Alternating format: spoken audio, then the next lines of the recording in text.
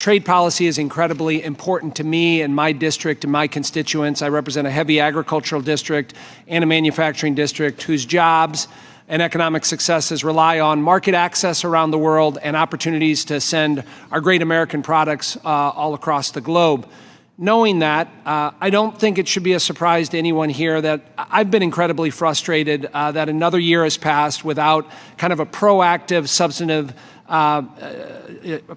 policy on trade and progress on enforceable trade agreements from the Biden administration. I know you, Ambassador Tai, you were in the Senate yesterday or maybe the day before the Senate Finance Committee, and I know there was frustration over there. There was a Politico article yesterday. It said Ambassador Tai plays defense as Senate rips into trade agenda. In that article, it says senators on both sides of the aisle criticized Ambassador Tai for not initiating trade agreements with foreign partners, opting instead for frameworks that lack the same market access provisions and enforcement mechanisms as traditional pacts. And, we've talked about this a little bit before, Ambassador Tai, but as we sit here today, 2 years into this job, we don't have an FTA with the UK. We don't have a free trade agreement with Kenya. We don't have an FTA with Taiwan. We have no request to Congress for TPA. We continually allow China to take advantage of our IP at the WTO.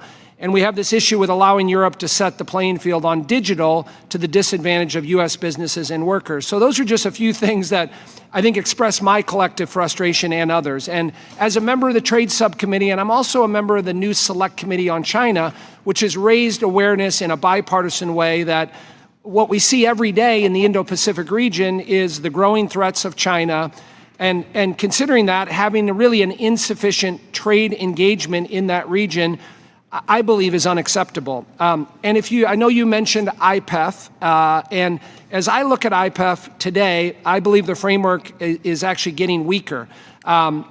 Just take the digital pillar as an example. USTR has chosen to engage in a framework that lacks tangible policy and avoids congressional consultation or approval. And I'm open to hear your views on that.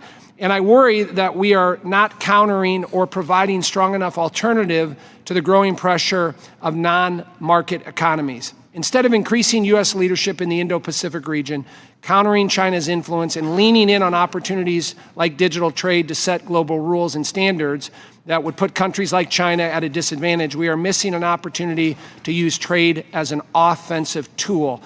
And so I mentioned those things, again, as we look at every conversation as part of the Select Committee on China, when we talk to our like-minded allies in the Indo-Pacific region, whether it's Japan, whether it's South Korea, whether it's Australia, is they're craving our leadership economically. And I guess, express my frustration and my concerns about 2 years in, and we've not made any progress on any of these things. So with that, I'd love to hear your specific ideas or comments on IPEF, and whether it prevents real economic and substantive alternatives to China's pressure in the Indo-Pacific region. Well, it's good to see you, Mr. LaHood. Let me say a couple things before I get to your specific question on IPEF. I hear your frustrations, and I think that in your frustrations, I'd like to make 2 points. One is you are seeing a key part of our trade agenda, which is that it is not the traditional trade agenda. And that is out of a recognition that a lot of the challenges that we are facing today, whether it is supply chain challenges, whether it is the challenges that we are facing from non-market economy practices like those from the PRC, to Russia's invasion of Ukraine, that a lot of these have roots in a traditional trade approach that have brought us to where we are today. So yes, we are not pursuing traditional fully liberalizing trade agreements because we see those as part of the problem that we are trying to correct for. So your frustrations are affirming that, yes, we are not pursuing a traditional trade agenda.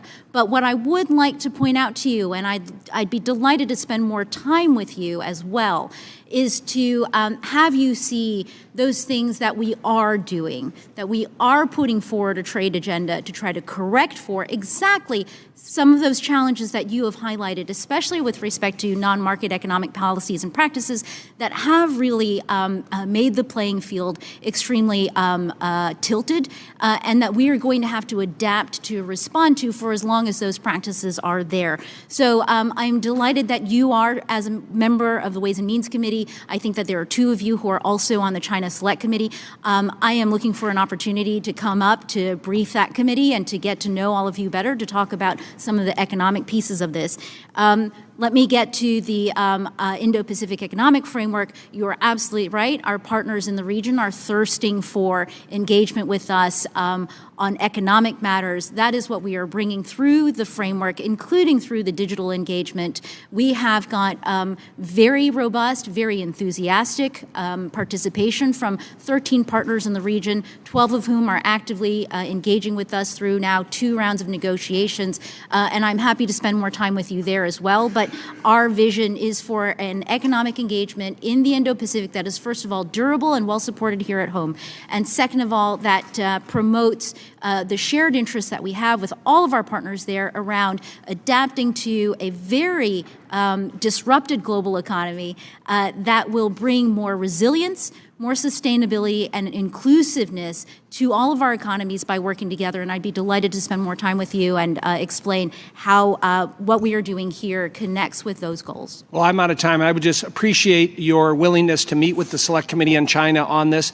The last point that I would make is what the CCP fears the most is bipartisan support, engagement by the Congress in the Indo-Pacific region. We look forward to working with you on it. Thank you. Ms. Sanchez is recognized. Thank you, Chairman Smith and Ranking Member Neal, for the opportunity to discuss the Biden administration's 2023 trade agenda. And I want to thank you, Ambassador Tai, for returning once again to brief us